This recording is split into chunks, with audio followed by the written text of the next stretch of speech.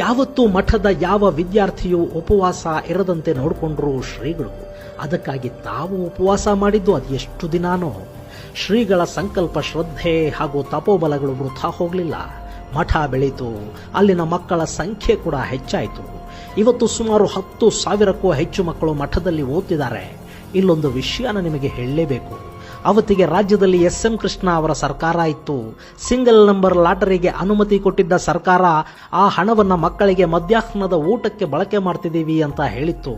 ಅವತ್ತು ಮುಖ್ಯಮಂತ್ರಿಗಳ ಈ ಹೇಳಿಕೆಗೆ ಅಕ್ಷರಶಃ ಬೆಂಕಿಯಾದವರು ಸಿದ್ಧಗಂಗಾ ಸ್ವಾಮೀಜಿ.